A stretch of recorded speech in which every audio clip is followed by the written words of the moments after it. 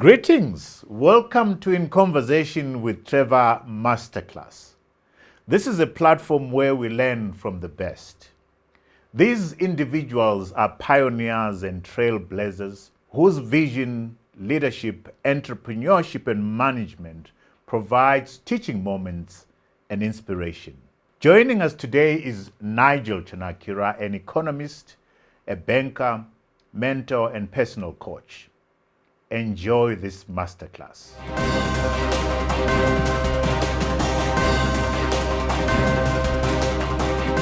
My name is Nigel Muranganwa Kudzai Chanakira, and this is my masterclass. I've had a phenomenal life, a truly blessed life in terms of experience and exposure. And if I was to talk about the highlights of my life, I guess it was finding myself in God, in determining who I want to be. I think that was a pivotal point in terms of my studies and choice of degree, because I knew I was going to commit the rest of my life to an area of study which I wanted to master, and then that would be the foundation towards self-actualization. So I think a key point in my life was choosing my degree program.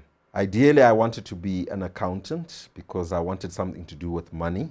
And then I discovered the world of economics, which was really the study of how people behave within economies and what actually then drives them. So within that study, I then found my passion at the time, which was money and banking. They say one of the world's seventh wonders is compound interest. And if you know what I'm talking about, that means, essentially money being able to grow not in a step-by-step way, but in a multiplicative way, and increasingly so. And so that discovery for me that money does not sleep really thrust me into banking. And that was a new world of wonder for me. And so I would say that starting out in the study of economics, and then that allowing me to explore the area of money and banking became a pivotal moment. And then came the opportunity to actually work for a leading banker as an economist and learn how to manipulate markets and also learn how markets actually work, and in the process be able to make money from financial and capital markets. That was an amazing period for me. I then move on to the next point. I think the entrepreneurial years of my life, those were a highlight. And that began actually with Empretech, an entrepreneurial development school that was set up by the United Nations in Zimbabwe. Interestingly, there are only something like 28 of these, and Zimbabwe was chosen as one of the countries that would have Empretech, and attending that was just an eye-opener and a turning point in my life. Then I knew I was cut out to be an entrepreneur. They taught me the 10 personal entrepreneurial competencies. And, for me, that was very, very strategic to know what I was good at and what I was not good at. And so that thrust me in the world of entrepreneurship, marked off, of course, by the setting up of Kingdom Securities Holdings Limited. And as they would say, the rest is history. So my first job was actually handed to me in the sense that I didn't have to apply. The Reserve Bank at the time hired anybody who got a first-class degree or an upper second-class degree, because those were rare in our days. And so I was offered a job as a junior economist after having graduated from the University of Zimbabwe with an upper second-class economics degree. The job was interesting in that it allowed me to pursue my master's program whilst I was still a research analyst, as it were, in the public finance department of the central bank. That job allowed me to also study the treasury and debt market for the government of Zimbabwe. They were issuing treasury bills and government stocks. And I got to know the who's who in that market. That then opened the door for me to move on to my second job. And I went to work for the guy who I thought was the smartest banker in that arena, Charles Gurney, who ran Bard Discount House. So I worked in there for about 5 years under Charles. Charles was a first-class business studies graduate, and he loved to dabble with economics, making sense of that, and then trying to make money out of that. And so I served Charles for 5 years, initially as an investment analyst, a trainee, and that taught me fund management. And I was able to become the youngest director ever in a financial services company. I became a director at 24, which was quite startling for many people. I worked for them for 5 years before I went to Empretech, the entrepreneurial school that I made reference to earlier on.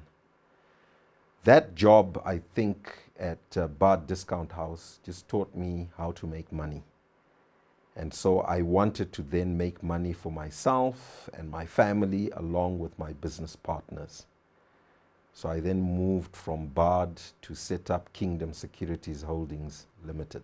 So apart from compound interest, what we were doing was we were running a discount house, which in a traditional sense stood between, it was a banking institution that stood between the central bank and all the other financial institutions. We settled the market, and so to settle the market, we either sold assets to the banks that were in surplus or lent money to the banks that were in deficit. So they could either borrow money or we could lend them money. The other way in which they could access money to cover their shortage was to sell financial assets to us. So we were always in the market ready to price or discount the price of assets that had a maturity date. And so financial trading of fixed income securities became my forte.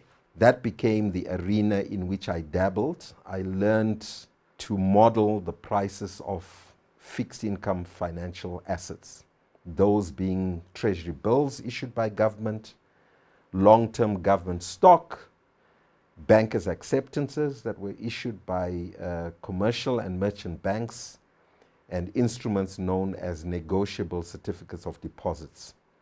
At that time, I must say, we had a very strong secondary market for financial instruments, which sadly is not the case today. And this is something which I think the authorities need to look at very seriously to see how they can promote the trading of fixed income securities. The benefit of having fixed income securities is promoting investments and savings on the part of anybody who thinks of investing. And this may range from high net worth individuals who can buy a treasury bill depending on the minimum denomination that is issued. Those same high net worth individuals can also buy government stock. And normally the rate of interest or the rate of return would be higher than the inflation rate. And so they would tend to benefit in terms of semi-annual interest streams that are paid out, half yearly from the date of issuance of that financial instrument. So all these are then also traded by all your financial institutions, those being banks, insurance companies, pension funds, and they tend, of course, to want to buy assets that match the liabilities that they would have in terms of either insurance policy holders or, pensioners upon retirement. So that is one way in which you can actually make money in the banking sector, by trading these very instruments. You can also make money by managing portfolios and switching or swapping assets, because the different players at different points in time would want to meet or match their forecasts. They normally would run a portfolio that has forecasted income streams, or they have forecasted cash flows that they want to dispense with, and so they are buying assets in buckets that actually match their liabilities. And this is the fascination, of course, that I had as a youngster and a young banker, to be able to actually see how markets are trending, see how interest rate policies are being formed, and what impact those interest rates will have on the prices of the various assets that are traded in the money and capital markets. I think as an adjunct to that, we also have the share market, which is the equities, and the equities themselves. The share prices tend to move up and down in concert with economic developments. If a particular sector is doing well, the demand increases for those equities in particular. If an industry is doing badly, of course, the prices of those assets are nailed.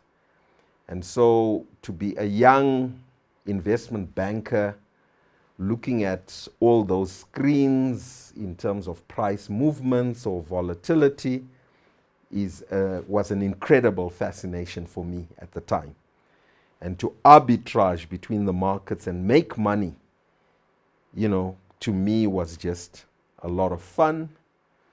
And to cap it all, I watched the movie Wall Street, where there were these smart investment bankers on Wall Street.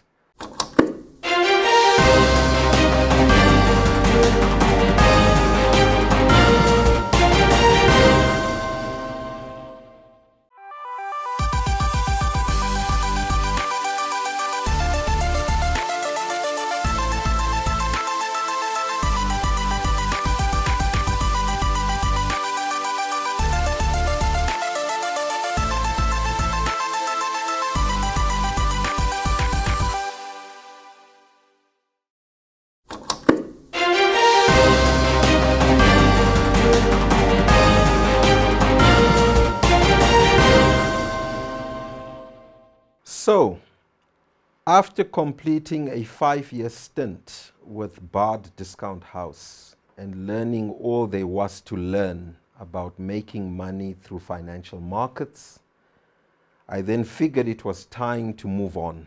And that was really prompted by Empretech. That entrepreneurial school just set me ablaze in terms of what I could potentially achieve as an investment banker. Not working for somebody else, but working for myself, my family, and my stakeholders. So at the time, we had a pioneering group of individuals, Nick Vingirai and Gibson Muringai. These two had actually served at Bard Discount House as my seniors. And so when they left, I kind of slotted into their role, and hence I became a director at such a young age. But these two fine gentlemen then set up the first discount house owned by indigenous black Zimbabweans.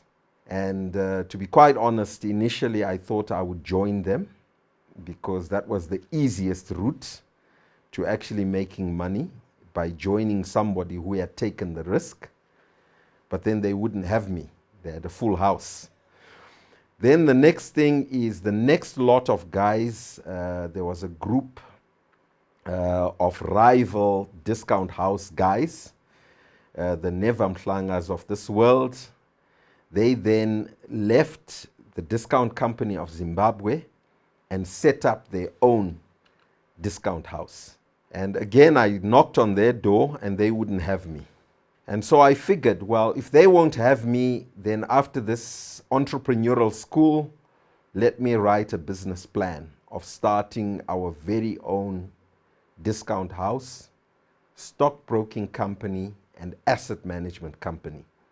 So I diversified a little from what they had done in order to make sure that our revenue streams would be very different in case the discount house market was overcrowded. And so the first company we set up was a stockbroking company, which was led by one of my founding partners, Solomon Mgavazi. And automatically we were able to start our kingdom empire. And we literally called it Kingdom Securities, primarily because I had just become a born-again Christian, and Matthew 6, verse 33 happened to be my favorite scripture, which says, "Seek ye first the kingdom of God and his righteousness, and all these things shall be added unto you." I must say, the part I liked about that scripture initially was, "all these things shall be added unto you." And so that motivated me to become an entrepreneur. With God on my side, all the blessings would come to me. And so we called it Kingdom. We then, in November 1994, began putting together a business plan for a discount house. I had another partner who had worked with me at Bard, Frankie Kufa, and between him and I, we wrote the discount house plan.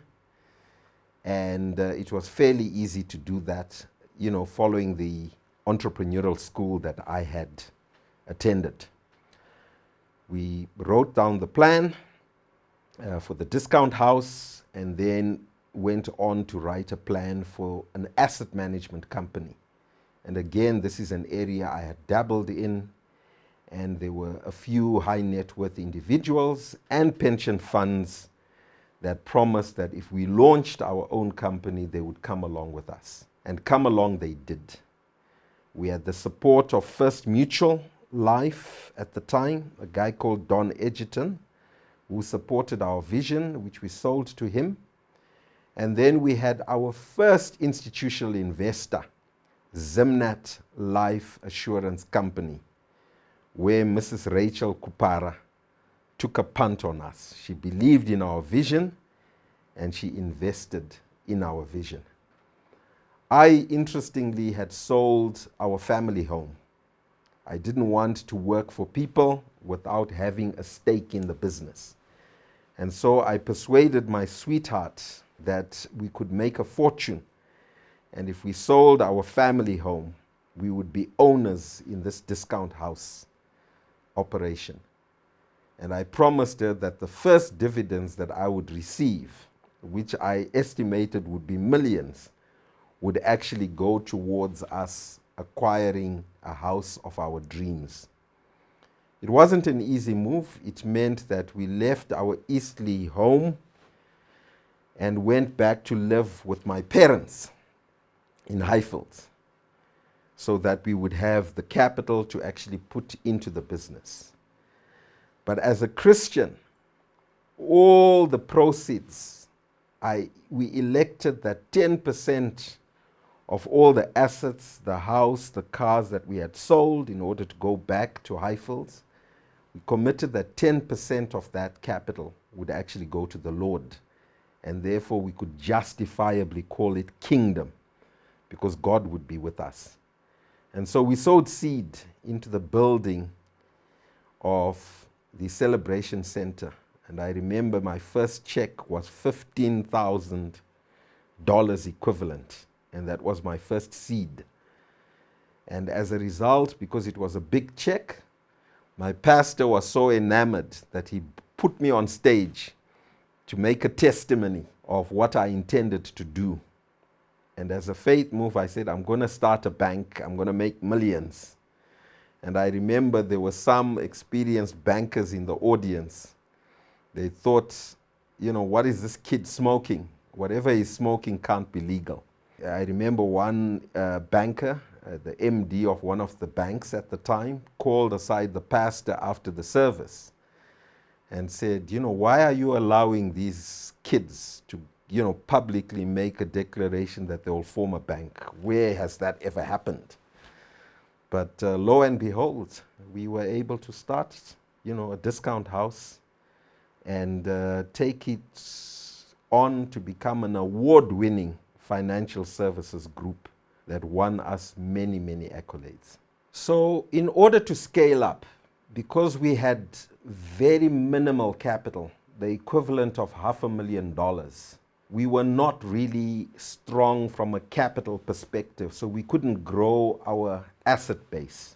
So having watched the movie Wall Street, we were reading around how financial institutions can capitalize themselves.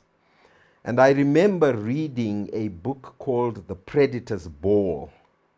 And that book was very insightful with regards to mergers and acquisitions that one could make in order to actually build up your asset base. And so we did a dawn raid on the Discount Company of Zimbabwe, which was a listed entity on the Zimbabwe Stock Exchange. So literally 3 years after inception, we were looking to scale up. And I then bought a book called Can the Big Eat the Small? Can the Small Eat the Big, rather? And we went on to gobble up a financial institution which was 3 to 4 times our size. And how did we do that? There are some lessons there. We were able to find the shareholders of this listed entity and persuade them that we could offer them a higher rate of return on their capital. I think the DCZ crew were thinking of building a building, and we thought, no, we won't build a building. We will build buildings after we've made that capital sweat. They weren't sweating their asset base, and that's what we elected to do. So as a quoted company, in 1998, we became a listed entity. Kingdom Securities Holdings Limited became listed.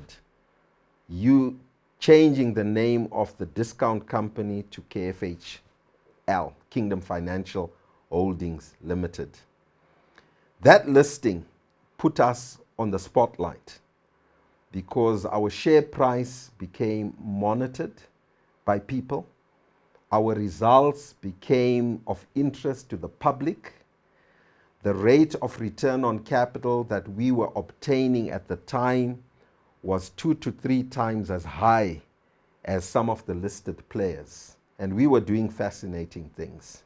That put us in the glare, of course, where we moved from having just, 7 shareholders. We moved on to have 2,000 shareholders. And so we had to answer to institutional clients, to individuals, and of course to us, ourselves as the major shareholders, wanting a rate of return on, on investments. At that point, we realized we couldn't just remain a discount house. We now had the wherewithal to move on and become a licensed banking franchise holder. And our strategy was simple. We would apply for bank licenses or acquire bank licenses through mergers and acquisitions. And so we did a series of mergers and acquisitions, both locally in Zimbabwe and regionally. And that made us a very exciting target for investors. And at the time, I caught the eye of none other than John Moxon. John was running his Meikles empire, and I happened to write on the back page of the Financial Gazette that John had a lot of capital that he had raised on the London Stock Exchange, but he wasn't necessarily sweating that capital. And so in that vein, a very irritable John called me and said, "How dare you write such a nasty article about me? Why don't you come over for a cup of Tanganda tea, at his offices?"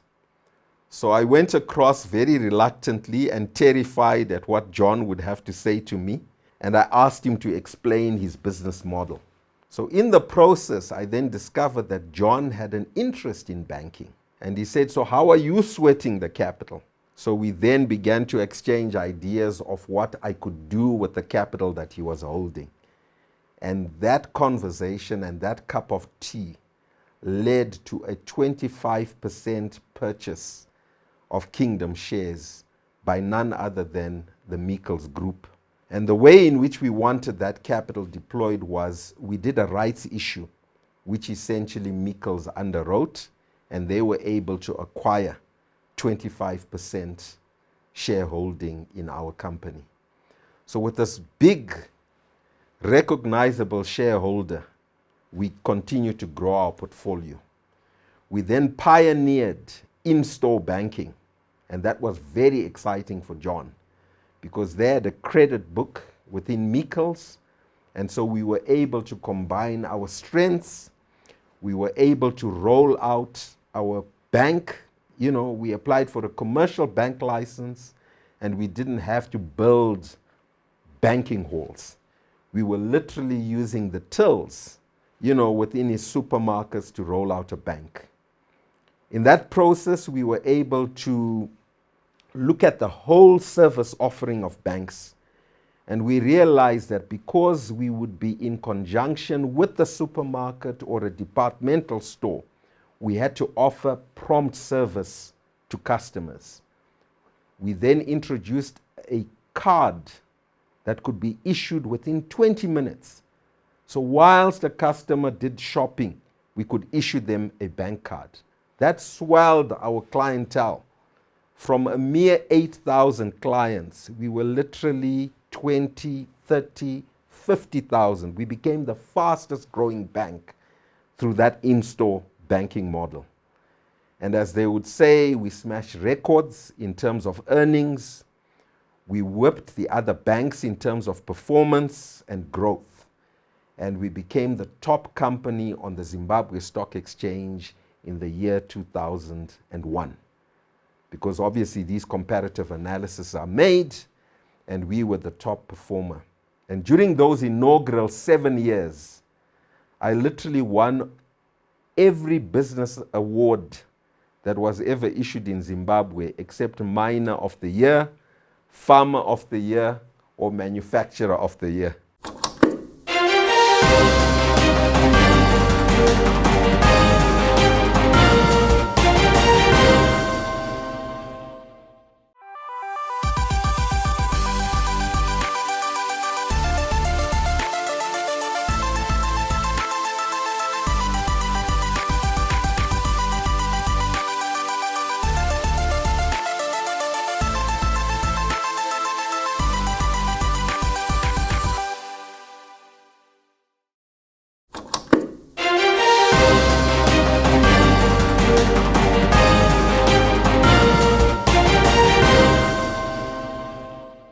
So the key lessons of the first explosive years of Kingdom Financial Holdings. I think number one, we hired a young team.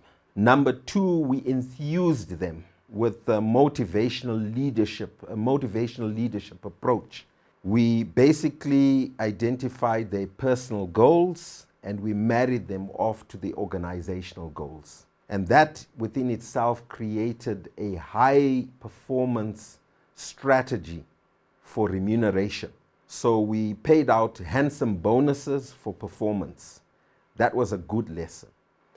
The next lesson was to be always watching the next curve, the next opportunity, and exploring it both internally within Zimbabwe and also regionally.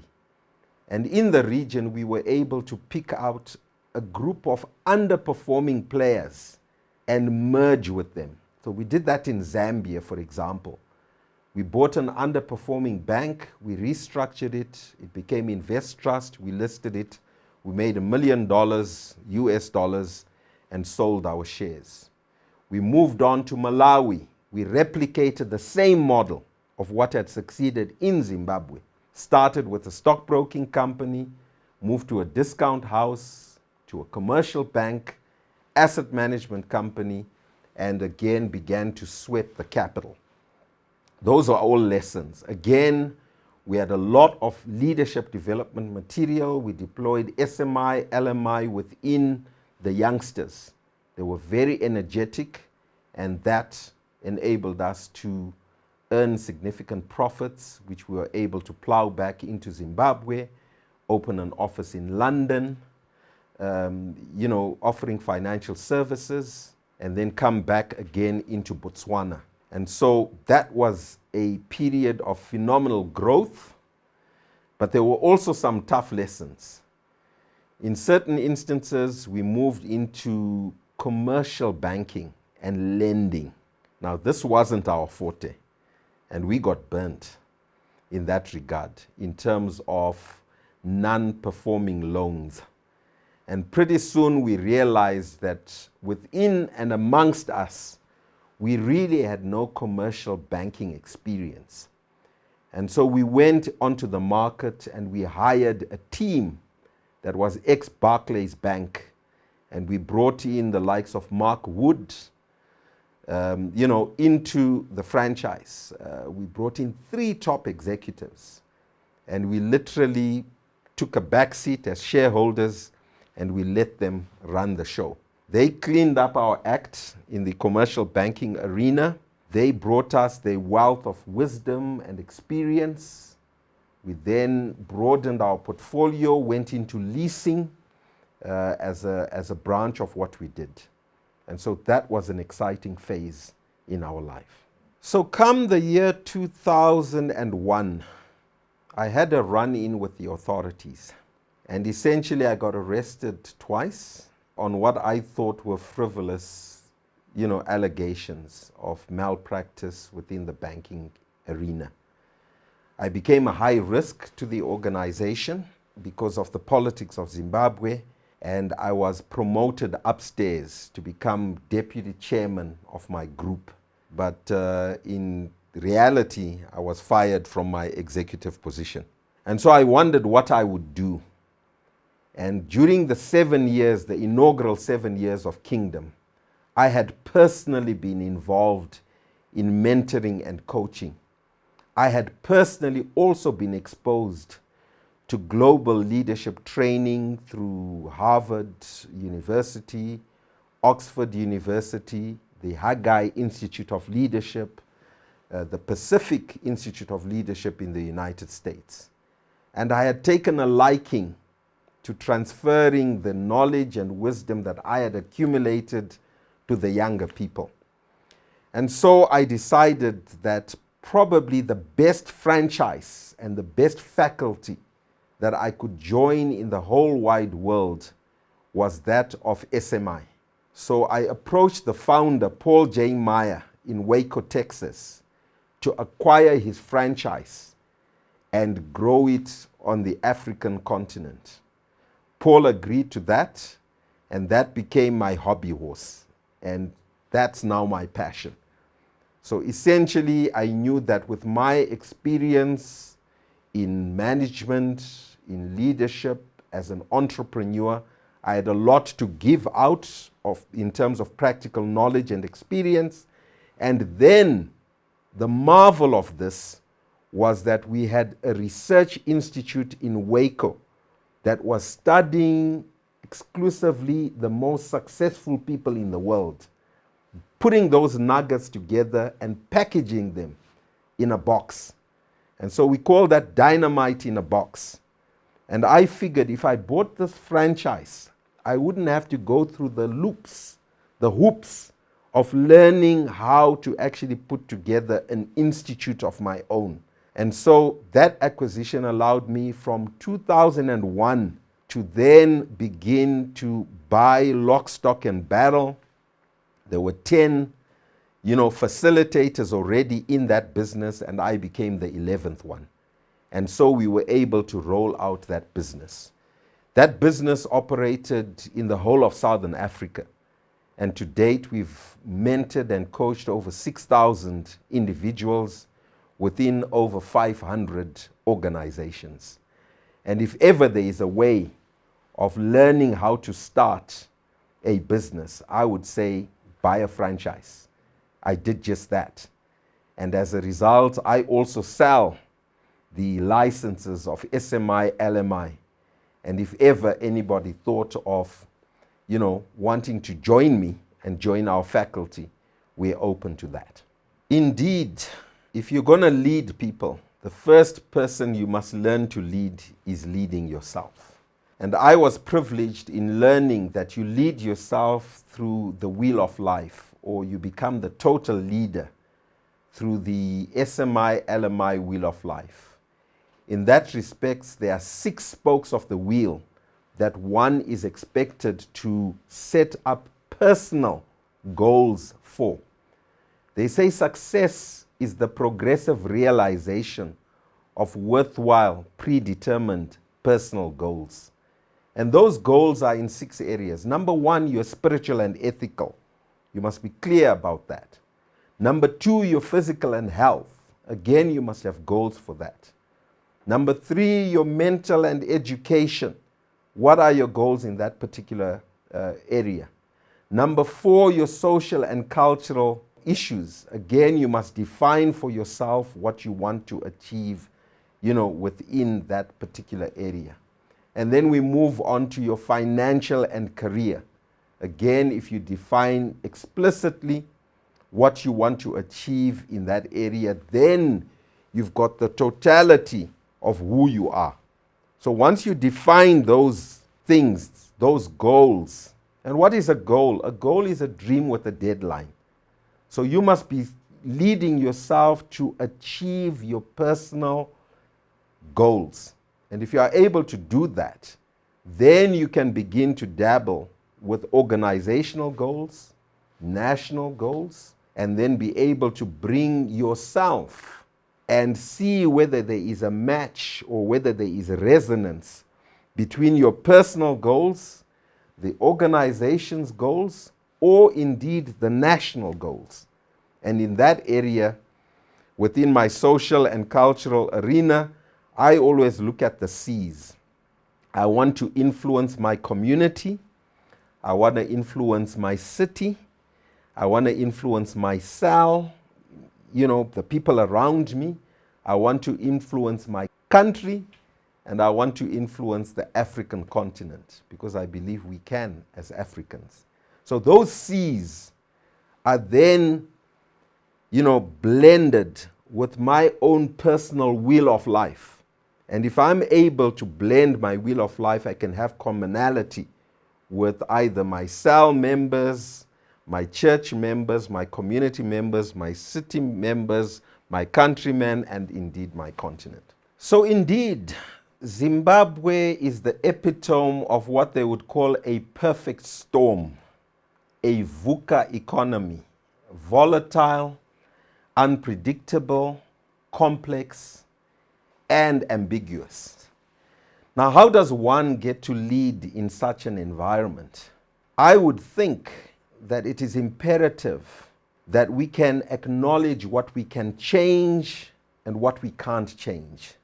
And within the vortex that is called Zimbabwe, there are certain things and certain levers that we can pull.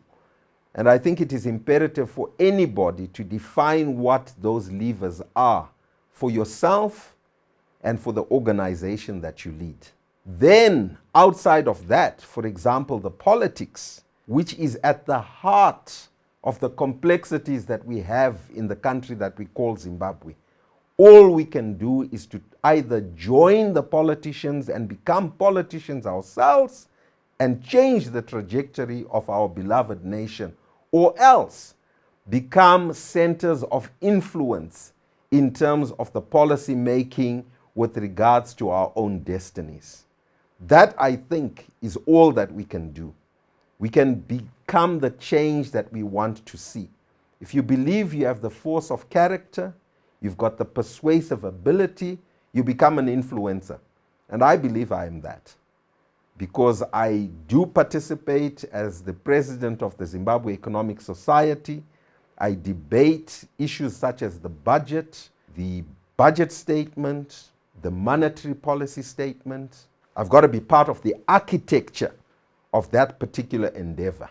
Otherwise, we are left in terms of our destinies. We are leaving our destinies in the hands of politicians. Okay, talking of books, I think for Zimbabweans in particular, this is a must read.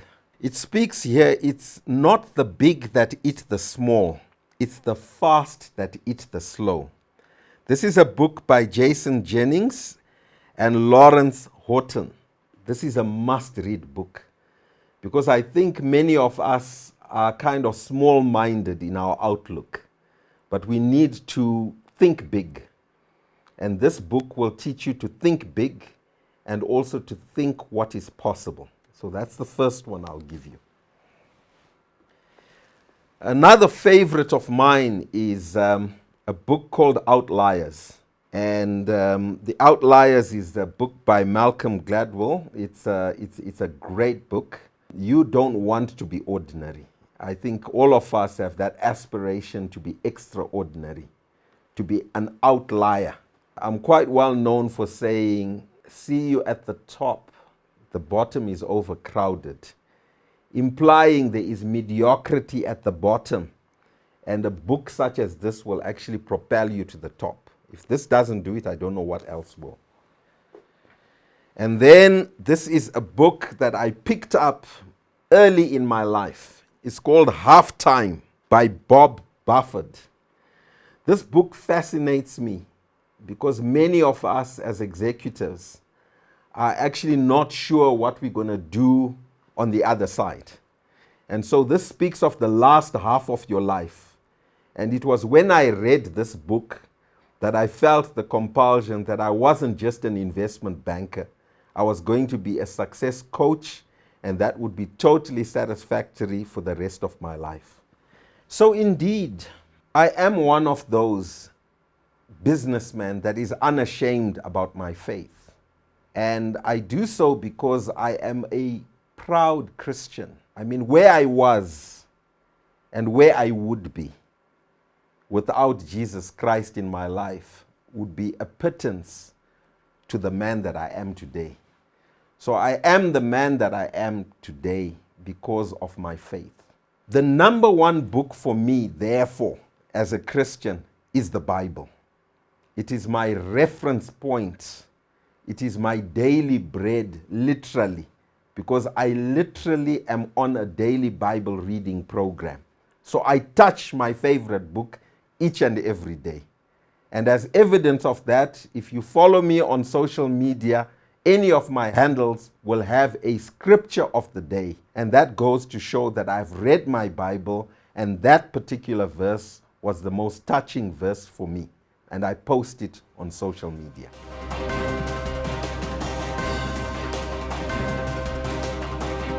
Thank you for watching this masterclass. So many lessons to learn from that masterclass, like make bold moves in business to realize your dreams, and particularly be the change that you want to see in society. Thank you for watching. Remember to subscribe, like, and share. Until next time, cheers to you all.